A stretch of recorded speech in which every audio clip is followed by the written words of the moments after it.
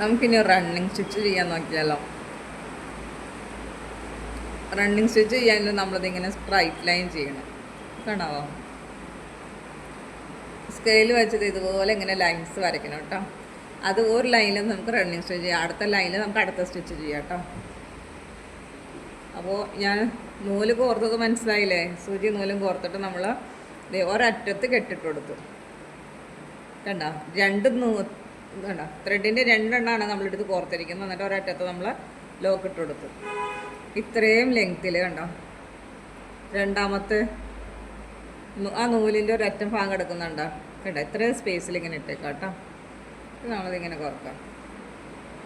എന്നിട്ട് താഴെ നിന്ന് കണ്ടോ, ഇതിൻ്റെ അകവശം കണ്ടോ, പുറം വശം ഇത്, നല്ല വശം ഇതാട്ടോ.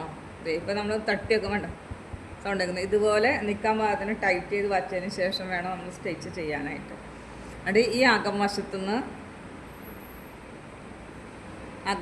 നമ്മൾ സൂചി ഇങ്ങനെ കുത്തി കൊടുക്കുക. കാണാൻ പറ്റുന്നുണ്ടോ? ഉണ്ടോ?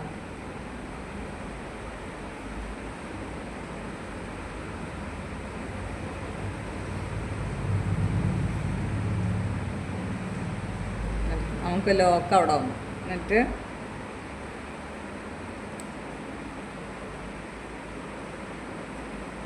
കുത്തി പൊക്കി എടുത്തിട്ട്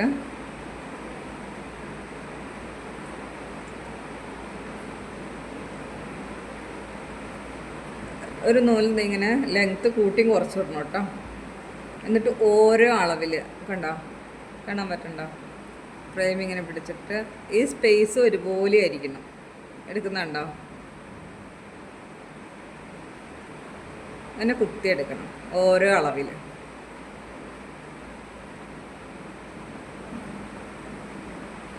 ഈ ഓരോ സ്റ്റിച്ചിട്ട് നമുക്ക് ഡിസൈൻ ചെയ്യാനുള്ളതാട്ടോ.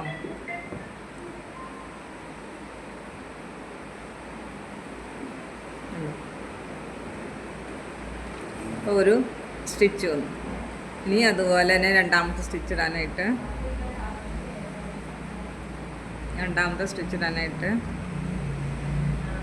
അതേ സ്പേസിൽ തന്നെ കണ്ടോ, ഇത്രയും സ്പേസ്, ഇത്രയും ഭാഗത്ത് നമ്മളിങ്ങനെ കുത്തിയെടുക്കാം. ഇതിന് പറയുന്ന പേര് നമ്മൾ ഇതിൻ്റെ മുകളിൽ റണ്ണിങ് സ്റ്റിച്ച് എന്ന് എഴുതി വെക്കുന്നുണ്ട്. റണ്ണിങ് സ്റ്റിച്ച് കണ്ടോ, ഒരേ അളവിൽ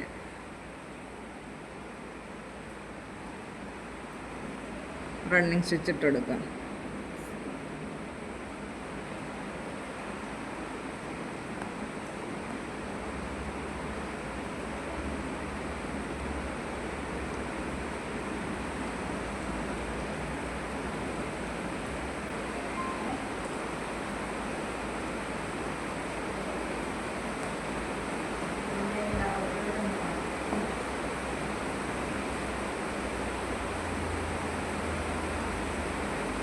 ഇതുപോലെ ആ ലൈൻ കംപ്ലീറ്റ് നമ്മളിങ്ങനെ റണ്ണിങ് സ്റ്റിച്ച് ഇട്ട് കൊടുക്കാം കേട്ടോ.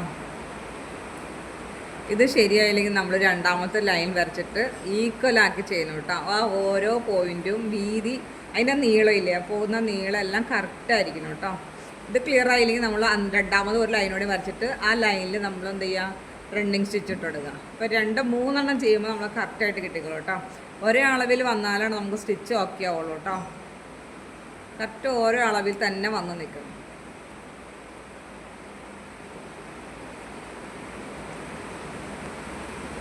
ഇങ്ങനെ ഇങ്ങനെ ഇതുപോലെ തന്നെ ചെയ്തെടുത്തിട്ട് ലാസ്റ്റ് നമ്മൾ എന്ത് ചെയ്യുക, അറ്റം വരെ ചെയ്യണം കേട്ടോ. അത് ഞാൻ ജസ്റ്റ് ഇവിടെ വരെ ചെയ്ത് കാണിക്കുന്നുള്ളൂ. എന്നിട്ട് ഇവിടെ കുത്തി നമ്മൾ താഴേക്ക് താഴ്ത്തണം. കണ്ടോ, സൂചി വന്നേക്കുന്നുണ്ടോ? താഴേക്ക് വലിച്ചെടുക്കണം. കണ്ടോ, അവിടെ ടൈറ്റായിട്ട് നിൽക്കുന്നുണ്ടോ? കാണാൻ പറ്റുന്നുണ്ടോ? എന്നിട്ട് അകംവശം എടുക്കാം. കണ്ടോ, അകംവശം എടുക്കാം. നമ്മൾ എൻഡ് ചെയ്യുമ്പോൾ എങ്ങനെയാണെന്ന് നോക്കിക്കോട്ടോ. എൻഡ് ചെയ്യുമ്പോൾ